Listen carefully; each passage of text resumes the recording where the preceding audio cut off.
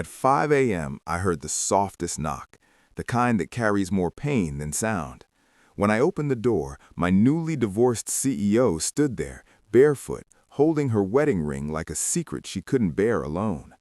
I'd worked for her 3 years, long enough to recognize the difference between her boardroom smile and her real one, the one that had quietly disappeared after the divorce. By day, she was all edges and efficiency, the kind of woman who made silence sound like authority.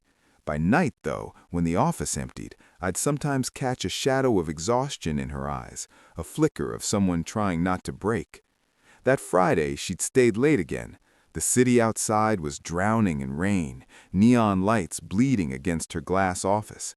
When she finally dismissed me, her voice trembled, just barely. Something in it made me want to stay, to ask if she was okay. But employees don't ask questions like that. I went home, trying to sleep. Then, at 5 a.m., came the knock that changed everything. When I opened the door, the hallway light caught her face, mascara smudged, hair tangled from sleep she hadn't found. She looked nothing like the woman who commanded meetings with a single glance. In her hand, a small silver ring trembled against her palm. "I didn't know where else to go," she whispered, her voice cracked on the last word. I stepped aside, and she entered like someone crossing enemy lines. The smell of rain clung to her, faint perfume mixed with storm air. She didn't sit, just stood there, staring at the coffee table as though it held all her failures. "I thought I was strong enough to start over," she said finally, "but the silence won tonight." Her confession wasn't love, not yet, but it was the kind of truth that leaves no room for pretense. Something in me shifted. I wanted to protect her, not as an employee, but as a man who saw her. Outside, dawn was still hours away, but something new was already waking between us. I made coffee to fill the silence. The sound of the kettle was safer than her eyes. She stood by the window, arms crossed, watching the city fade from night to dawn. Her reflection looked like a stranger, softer, unsure. "You shouldn't be here," I said, finally. "I know," her reply came out too fast, too defensive. "I just didn't want to be alone." The words hung between us like steam, vanishing before either of us could hold them. I handed her the mug, our fingers brushed, a brief electric sting. She pulled back. "I'll go," she murmured, straightening her coat, the armor returning. "You don't need to worry about me." "I do," I said quietly, and instantly regretted it. She froze, then forced a smile, the corporate kind. "Thank you. I'll see you at work." The door closed, and the apartment fell into silence again. But her scent lingered, jasmine and rain, and it felt like a secret I wasn't meant to keep. Would you have stopped her, or let her walk away? Welcome back, my beautiful family. Before we continue, click subscribe and let me know in the comments where you're watching from, because tomorrow I will be giving you another story just as interesting as this one. Now let us continue. The company retreat was her idea, a weekend at the lake house to reset the team dynamic. No one knew I'd be there as her driver. Still, when I arrived, her eyes met mine like she hadn't stopped thinking about that night either. The days passed in polite distance, meetings by daylight, laughter she forced for the sake of appearance. But at night, when the staff had gone, the lake reflected her loneliness. I found her standing at the dock, shoes off, letting the cold water kiss her feet. "Couldn't sleep again?" I asked. She turned, a hint of a smile. "You notice too much." "Only what you try to hide," I said. Her laughter came soft and real, the first I had heard in months.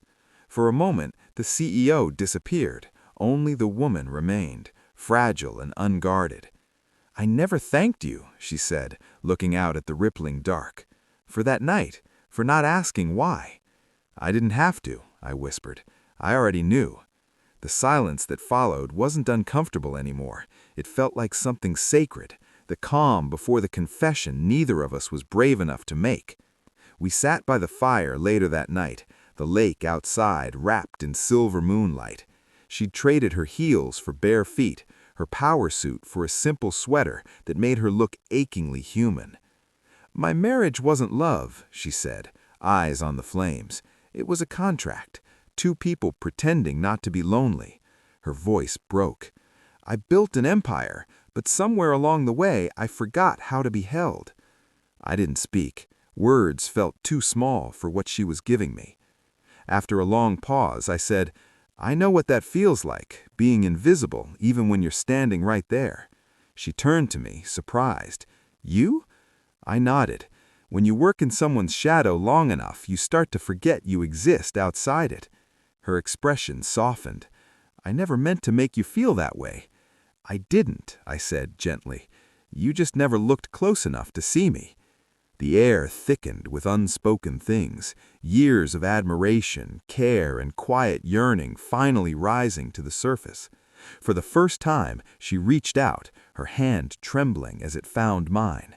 No words followed, none were needed. The fire spoke for us, soft, patient, alive. Monday morning, the whispers started, a glance held too long, a rumor dressed as concern.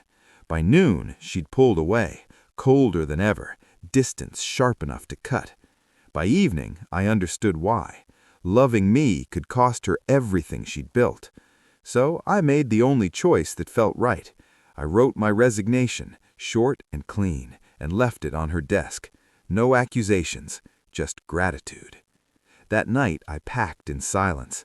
Then, at 5 a.m., the knock came again. When I opened the door, she stood there, eyes fierce this time, not broken.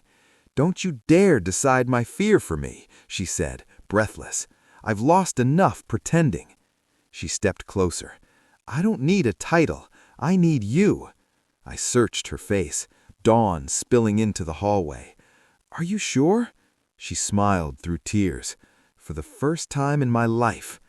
We watched the sun rise together, side by side. No power, no hierarchy, just two people choosing love when it finally arrived. Thank you for sticking with this story till the very end. If you liked it, you're definitely going to enjoy the next one. It's even wilder and more captivating than you can imagine.